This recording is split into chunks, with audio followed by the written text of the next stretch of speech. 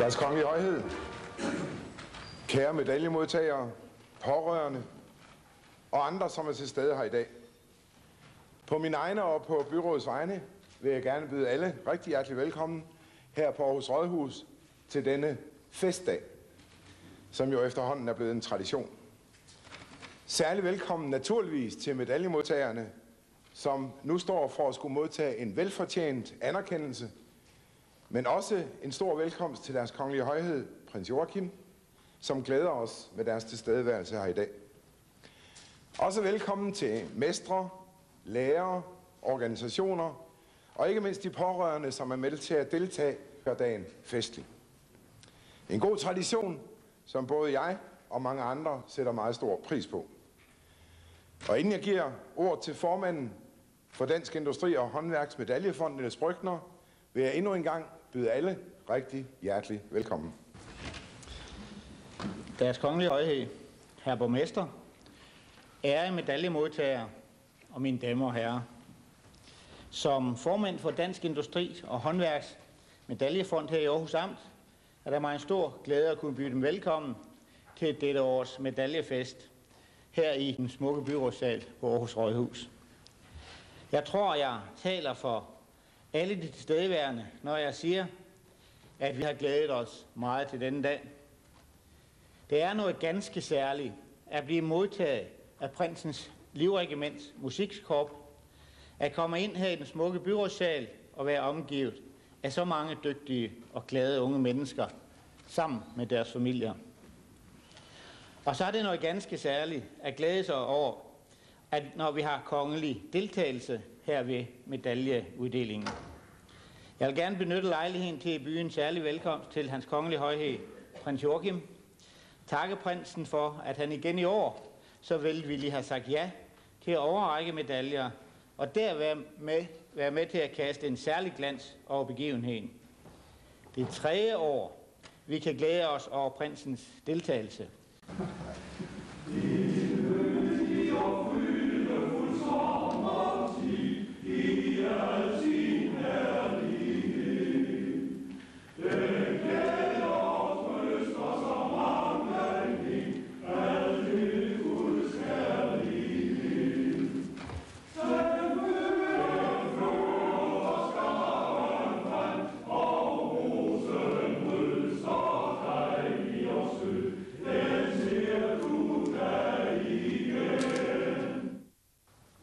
Når man som ung og skal forlade skolens beskyttende mure, så står man over for en stor beslutning. Hvad skal man nu lave? Og de færreste har vel på et tidspunkt en klar opfattelse af egne evner og interesser, og endnu mindre om, hvilke muligheder der er at vælge imellem ude i samfundet. Og jo, man har da naturligvis skolevejledere, man har pjecer, og man har tykke bøger med erhvervsvejledninger, med oversigter, og så har man også internettet. Man har også sine forældre, sin far og mor, og man har også alle sine venner. Men problemet er måske, at der er for meget at vælge imellem. For hvilket noget er nu det, der passer lige præcist for mig? Men man har vel en fornemmelse af, at det valg, man kommer til at træffe, det kan komme til at præge ens dagligdag resten af ens liv, og man er usikker. Men det har vi alle sammen været. Det er mig en meget stor glæde for 3. gang at overrække medaljer og legater til dygtige unge mennesker, som med flot resultat har fuldført en lærlingeuddannelse inden for industri og håndværk her i Aarhus. Det er en stor dag for os alle sammen. Det er en stor dag for jer. Ikke alene fordi I er færdige med jeres lærlingeuddannelse og nu skal begynde på jeres karriere i erhvervslivet. Det er specielt en stor dag, fordi I har gjort jer fortjent til at være festens midtpunkt her i den smukke byrådssal på Rådhuset i Aarhus.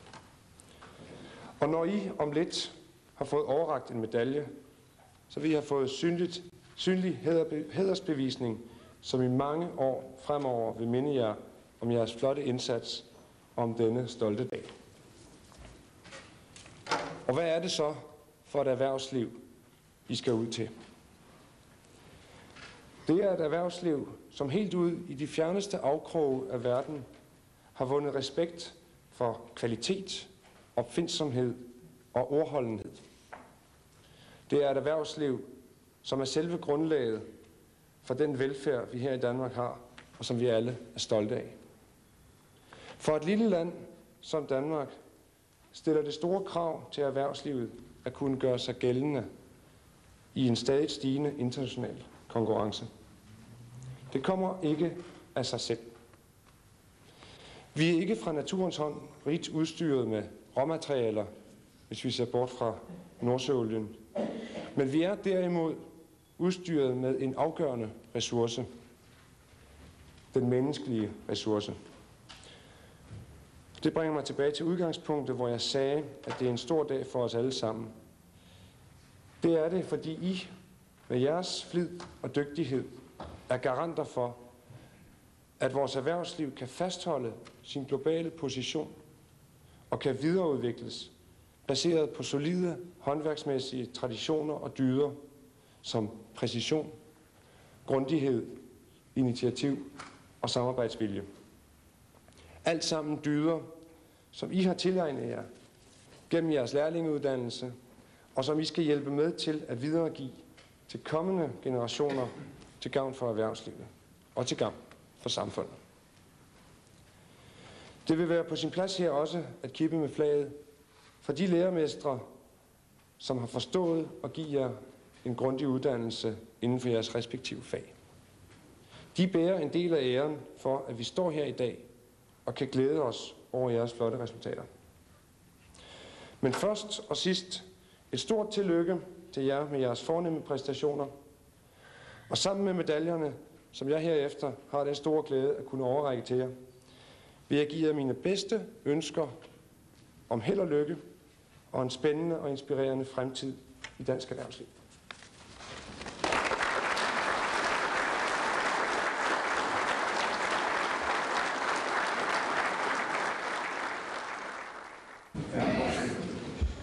Tak til hans kongelige højhed, prins Joachim, for de fine ord. Jeg er sikker på, at alle her i salen kan tilslutte os. Og så vil jeg bede den første af medaljemodtagerne om at komme frem på gulvet. Vi har talt lidt om det.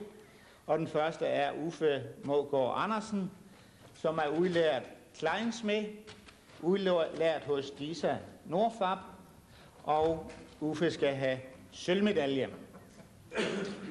Kan vi klappe?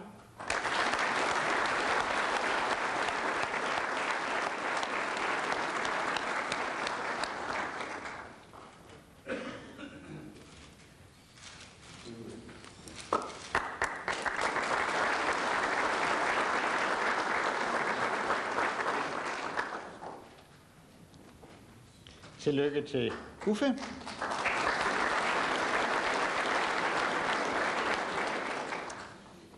Den næste medaljemodtager her Sami Basara Buskov. Han er uddannet maskinearbejder, skal have sølvmedalje, er udlært hos York Refrigeration her i Højbjerg. Må vi se Sami.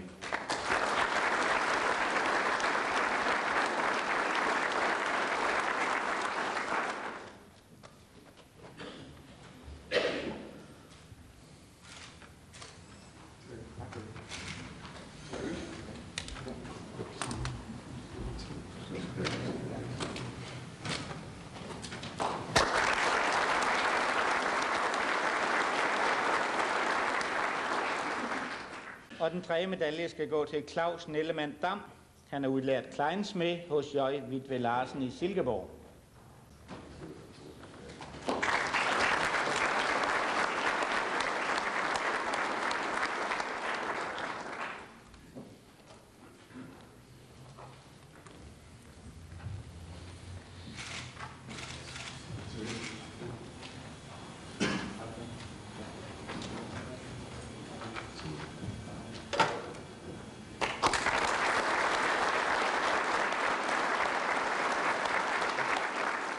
Så vil vi gerne se Tommy Terndrup Hansen, uddannet maskinearbejder. Tommy skal have en sølvmedalje og uddannet hos Højbjerg Maskinefabrik.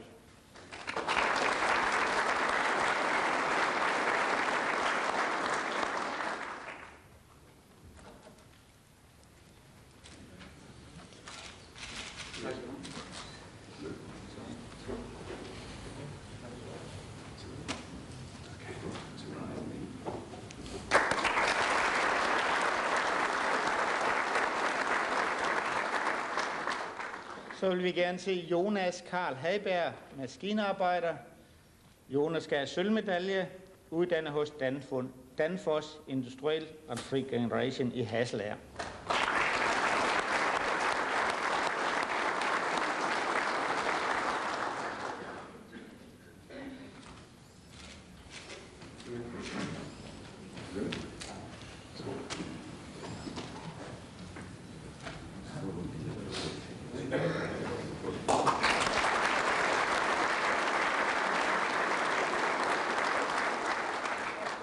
Morten Gransav Jensen, uddannet maskinarbejder, får også en sølvmedalje, og han er udlært hos York Free Generation i Højbjerg.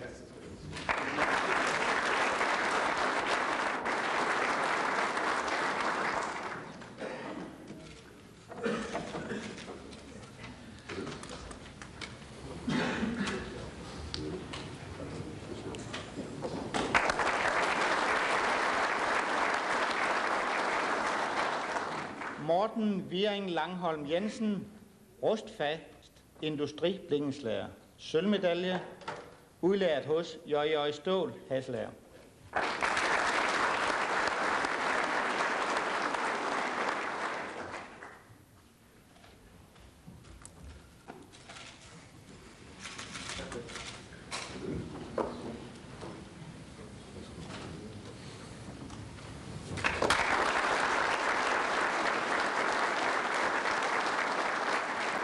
Den næste her, Jesper Laursen, uddannet automatikmekaniker hos KB El-Teknik i Ry.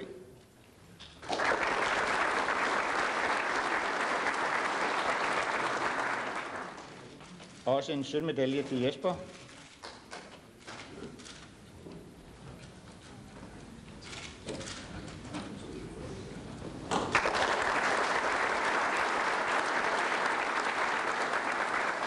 Lars Erne Møller Petersen, maskinarbejder, sølvmedalje, Elsam AS Dustrup-værket i Skødstrup.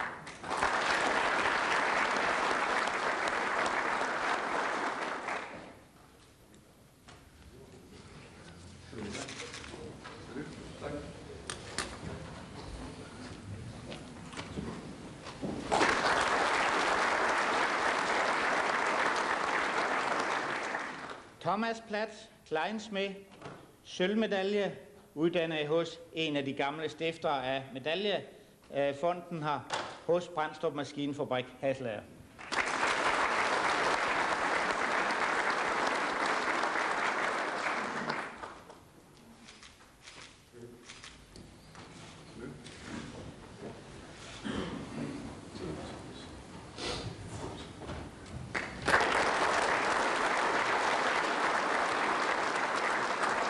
Henrik Kvist, kleinsmed, sølvmedalje, uddannet hos Hansen Dor AS, Randers.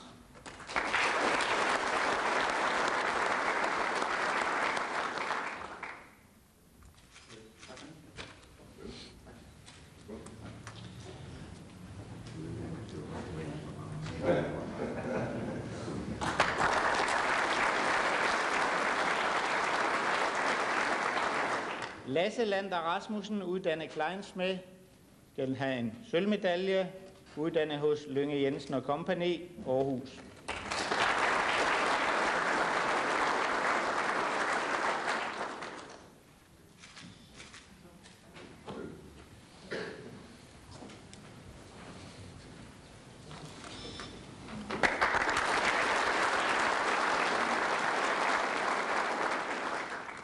Martin Valgaard Rasmussen, uddannet kleinsmed, skal modtage en sølvmedalje. Han er uddannet hos System TM fra Odder.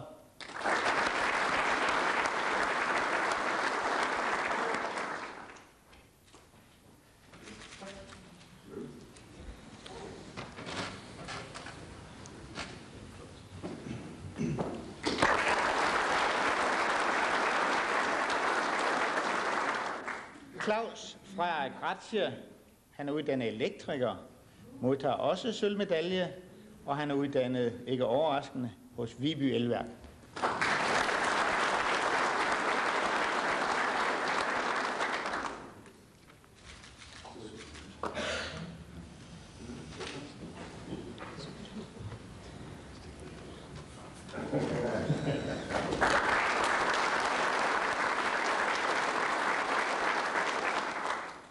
Kai Greve Sørensen, uddannet klejnsmed, skal have sølvmedalje. Kai er også uddannet hos Hansen Door i Randers.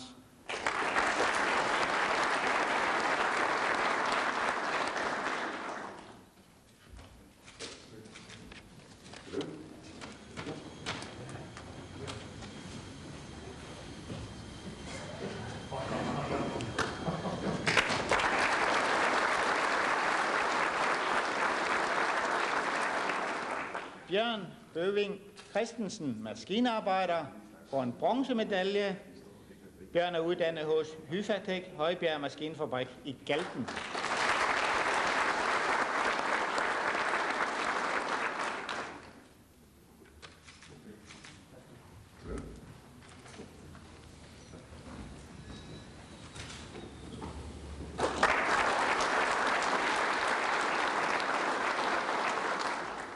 Torbjørn Eskelsen, uddannet maskinarbejder, bronzemedalje, uddannet hos LM Metalvarefabrik, Odder.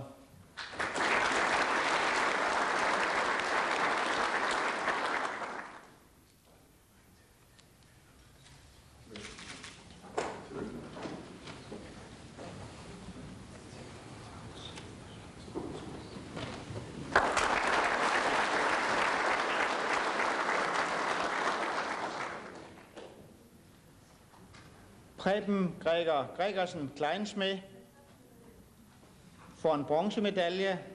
Preben er udlært hos Richard Thomsen A/S, Brabrand.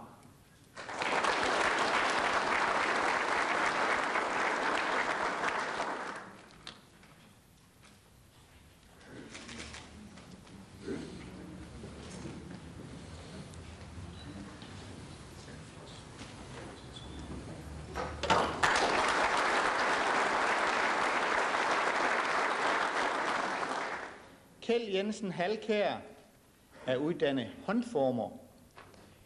Kjeld får en bronzemedalje og er uddannet hos Sabro Støberi i Hornslet.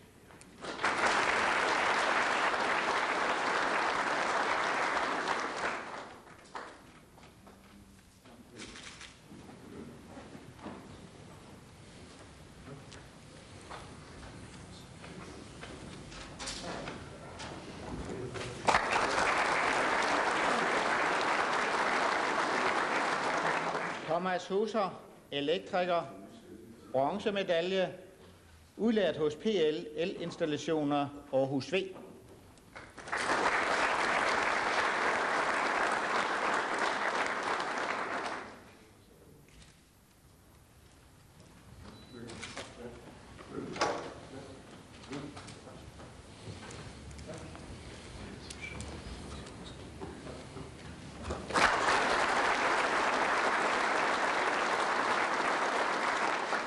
Michael Heinz, uddannet maskinarbejder, skal også have en bronzemedalje, og Michael er uddannet hos AVK International AS i Galten.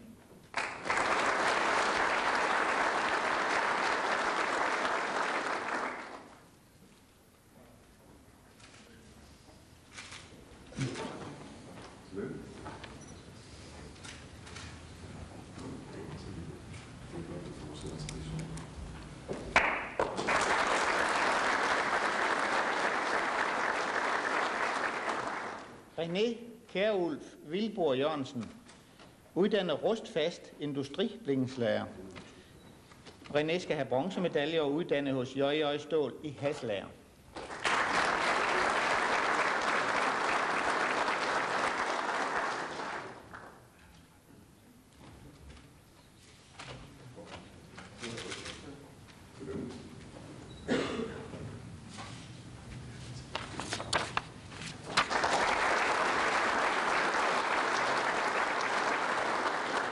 Og vi skal næsten alle brancher rundt, og også amte.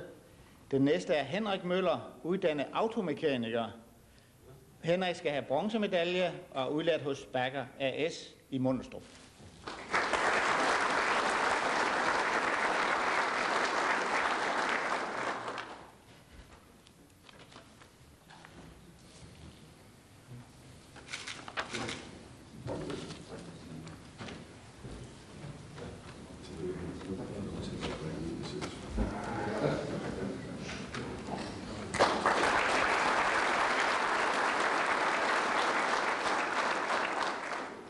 Kasper Palm, maskinarbejder, bronzemedalje, Tetra Pak Højer i Højbjerg.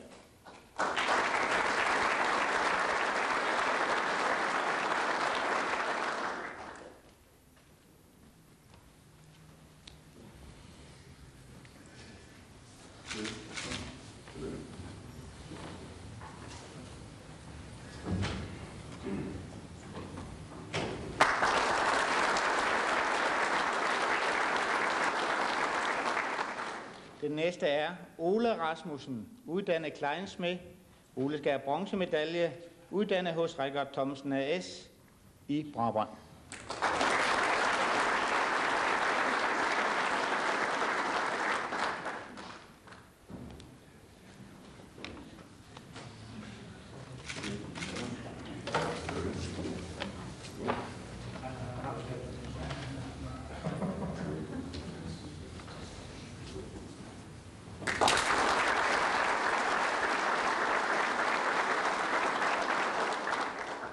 Christian Rosengren, det er den sidste medaljemodtager indtil videre, er uddannet kleinsmed.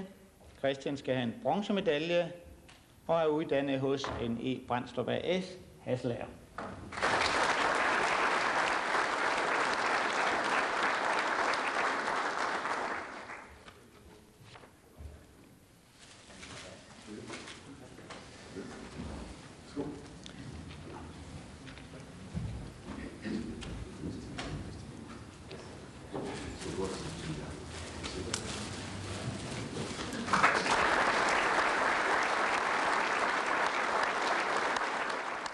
I år, der er der en af lærlingerne, som i særlig grad har skilt sig ud blandt de bedste.